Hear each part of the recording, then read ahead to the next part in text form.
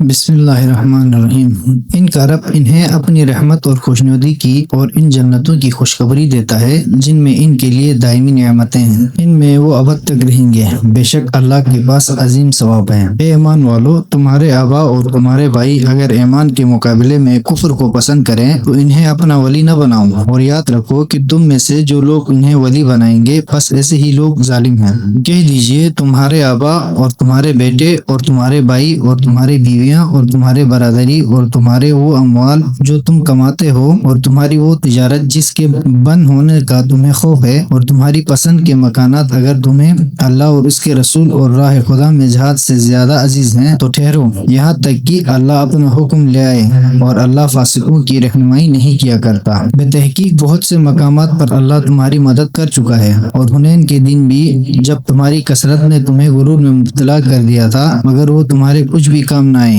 اور زمین اپنی وسعتوں کے باوجود تم پر تنگ ہو گئی، پھر تم پیٹ پھیر کر بھاگ کھڑے ہوئے۔ پھر اللہ نے اپنے رسول پر اور مومنین پر اپنی تسکین نازل فرمائی، اور تمہیں نظر نہ آنے والے لشکر اتارے اور کفار کو عذاب میں مبتلا کر دیا، اور کفر اختیار کرنے والوں کی یہی سزا ہے۔ پھر اس کے بعد اللہ جس کی چاہتا ہے توبہ قبول فرماتا ہے، اور اللہ بڑا بخشنے والا رحم کرنے والا ہے۔ اے ایمان والو، مشرکین تو بلا شبہ ناپاک ہیں، لہٰذا اس سال کے بعد وہ مسجد الحرام کے قریب نہ آنے پائیں، اور اگر مشرکین کا داخلہ بند ہونے سے تمہیں غربت کا خوف ہے تو اس کی پرواہ نہ کرو، اگر اللہ چاہے تو جلد ہی تمہیں اپنے فضل سے بے نیاز کر دے گا، یقیناً اللہ بڑا جاننے والا حکمت والا ہے۔ اہل کتاب میں سے جو اللہ اور روز آخرت پر ایمان نہیں لاتے اور اللہ اور اس کے رسول نے جو کچھ حرام کیا ہے اسے حرام نہیں ٹھہراتے اور دین حق بھی قبول نہیں کرتے، ان لوگوں کے خلاف جنگ کرو یہاں تک کہ وہ ذلیل ہو کر اپنے ہاتھ سے جزیہ ادا کریں۔ اور یہود کہتے ہیں کہ عزیز اللہ کا بیٹا ہے، اور نصارہ کہتے ہیں کہ مسیح اللہ کا بیٹا ہے، یہ ان کی منہ کی باتیں ہیں، لوگوں کی باتوں کے مشابہ ہیں جو ان سے پہلے کافر ہو چکے ہیں، اللہ انہیں ہلاک کرے،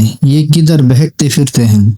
انہوں نے اللہ کے علاوہ اپنے علماء اور راہبوں کو اپنا رب بنا لیا ہے، اور مسیح ابن مریم کو بھی، حالانکہ انہیں یہ حکم دیا گیا تھا کہ خدا واحد کے سوا کسی کی بندگی نہ کرے جس کے سوا کوئی معبود نہیں، وہ ذات ان کے شرک سے پاک ہے۔ یہ لوگ اپنی پھونکوں سے نور خدا کو بجھانا چاہتے ہیں، مگر اللہ اپنے نور کو مکمل کرنے کے علاوہ کوئی بات نہیں مانتا، اگرچہ کفار کو ناگوار گزرے۔ اپنے رسول کو ہدایت اور دین حق کے ساتھ اسی نے بھیجا ہے تاکہ اسے ہر دین پر غالب کر دے، اگرچہ مشرکین کو برا ہی لگے۔ ایمان والو، اہل کتاب کے بہت سے علماء اور راہب ناحق لوگوں کا مال کھاتے ہیں اور انہیں راہ خدا سے روکتے ہیں، اور جو لوگ سونا اور چاندی ذخیرہ کرتے ہیں اور اسے راہ خدا میں خرچ نہیں کرتے انہیں دردناک عذاب کی خوشخبری سنا دیجیے، جس روز وہ مال آتش جہنم میں تپایا جائے گا، اور اسی سے ان کی پیشانیاں اور پہلو اور پشتیں داغی جائیں گی، اور ان سے کہا جائے گا یہ ہے وہ مال جو تم نے اپنے لیے ذخیرہ کر رکھا تھا، لہٰذا اب اسے چکھو جسے تم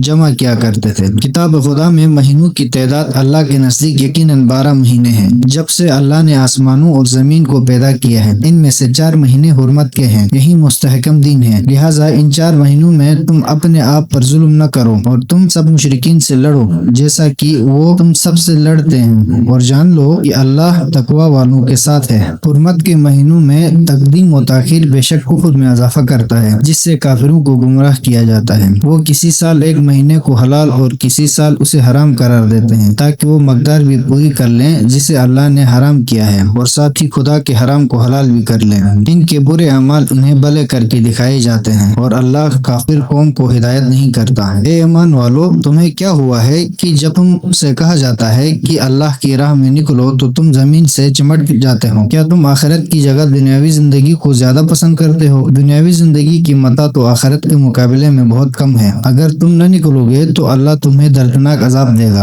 اور تمہاری جگہ دوسری قوم پیدا کرے گا، اور تم اللہ کو کچھ بھی نقصان نہیں پہنچا سکو گے، اور اللہ ہر چیز پر خوب قدرت رکھتا ہے۔ اگر تم رسول کی مدد نہ کرو گے تو جان لو کہ اللہ نے اس وقت ان کی مدد کی جب کفار نے انہیں نکالا تھا، جب وہ دونوں غار میں تھے، وہ 2 میں کا دوسرا تھا، جب وہ اپنے ساتھی سے کہہ رہا تھا رنج نہ کر، یقیناً اللہ ہمارے ساتھ ہے۔ پھر اللہ نے ان پر اپنا سکون نازل فرمایا اور ایسے لشکروں سے ان کی مدد کی جو تمہیں نظر نہ آتے تھے، اور یوں اس نے کافروں کا کلمہ نیچا کر دیا، اور اللہ کا کلمہ تو سب سے بالا تر ہے، اور اللہ بڑا غالب آنے والا حکمت والا ہے۔